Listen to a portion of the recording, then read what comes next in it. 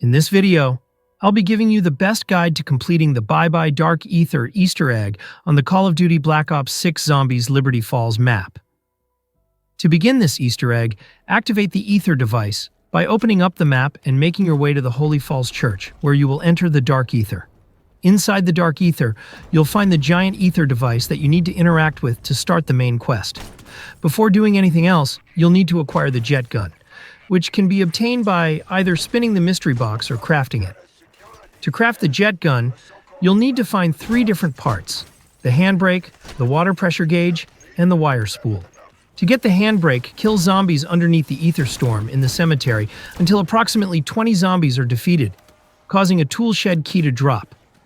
Take this key to the tool shed locked room, located next to the crafting table on the right side of the church, to unlock it and pick up the handbrake. The next part, the water pressure gauge, can be found at the front of the flower shop near Speed Cola, where you'll find a water nozzle turner on a bench next to the flowers. Take the nozzle to the bowling alley on the right side of the lanes and open the box housing the pressure gauge. After attaching the nozzle to the pressure gauge and turning it completely, a lot of zombies will spawn. Keep training or killing zombies with help of teammates, and once progress completed, it will drop the water pressure gauge and you'll be able to pick it up. The last item needed for the jet gun is the wire spool, which you can obtain by taking a Mangler cannon to the electronic superstore in front of the comic shop. Use the cannon to blast open the fence, granting access to the store, where you'll find dig piles with random rewards, including the wire spool.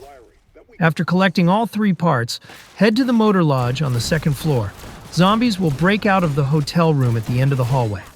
After clearing them out, enter the room to find the build table, where you can craft the jet gun. Now that you have the jet gun, it's time to find 3 parts of the LTG device, which are all located outside of the map and must be acquired using the suck function of the jet gun. The first part is in the ceiling of the comic book shop above the counter. The second is inside the church, to the left side of the balcony, and the third part is in the window above Speed Cola. To get the part above Speed Cola, jump off the roof onto the truck and suck it from there. Once you have all 3 parts, you can craft the LTG at the build table above the Alamo. The next step is to place the LTG device underneath the ether storm in front to the ether storm in the graveyard. Placing the LTG down will start a 60-second holdout, where you need to defend it from hordes of zombies. If the zombies destroy the device, you'll have to progress to the next round and try again. However, if you successfully hold off the zombies, either a Mega Abomination or Mega Mangler will spawn. Before taking down the Mega Bosses, run up to the church and pick up an ether canister from the device you activated to start the main quest. Once you have both the ether canister and the Mega Boss has spawned, weaken the boss without killing it completely. Otherwise, you'll have to wait another round to call it back in. After the Mega Boss is at extremely low health, activate the dark ether field generators on the map and lead the boss into it, making sure you have placed the canister in the field. Once the boss walks into the trap, get as close as you can and kill it. If done correctly, the boss's essence will be sucked into the ether canister you're holding, giving you 90 seconds to walk the canister back to the church and place it into the device.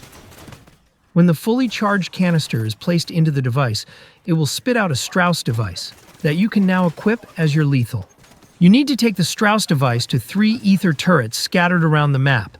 The first is on the grass in front of PhD Flopper, the second is to the right of the tool shed, and the last one is on the hop down in front of the Alamo. When you approach the ether turrets, pull out the Strauss device, and the background will display either red, yellow, or green colors. You must interact with the turret to change the color of the light on the turret to match the specific color of the Strauss device. Just set them to the color that matches the background of the Strauss device in your game. It's not that difficult. Once all 3 turrets are set to the correct color, Dark Ether Essence will line up with the canister holder in the spawn area. Interacting with it will cause another canister to come out. Take this canister to the Ether Storm in Ether Trap Field, the near spawn, and place it down to complete another holdout sequence, which will spawn another Mega Boss. Repeat the earlier process of getting the Mega Boss to low health and trapping it in the ether trap while having placed the canister. If done correctly, you'll have another 90 seconds to walk the canister back to the church and place it into the device. At this point, you are approaching the point of no return, so I recommend getting stocked up with a triple pack-a-punched weapon and all your essential perks. It's also a good idea to have a powerful bullet weapon, as some of the bosses you'll face in the final step are resistant to the jet gun, making it worthwhile to have a strong secondary weapon. Once you feel adequately prepared, interact with the generator one last time. The ether portals on both sides of the church will lock you inside, initiating the final lockdown. The final lockdown consists of 3 separate waves. The first wave will feature zombies and an elite mangler. I found it easiest to clear this wave using the ray gun to take out the zombies while focusing on the mangler as more zombies spawn in. After clearing the first mangler, the same wave will repeat, but you'll have to deal with 2 elite manglers this time. Use the same strategy. Clear out zombies with the ray gun and then focus on the manglers. After completing these 2 waves, the final wave will spawn, consisting of 2 elite abominations and 4 elite manglers, along with continuously spawning zombies. This will be the hardest wave, so do your best to manage the zombies with the jet gun, while prioritizing the manglers first, as their cannon blasts can stun you and deal significant damage. Once you clear this final phase, all players will down, and the end cutscene will play. After the cutscene, you'll have the option to either end the game or spawn back into the map with a special reward. If you choose to spawn back in, you'll receive legendary loot, including a ray gun and a free perkaholic.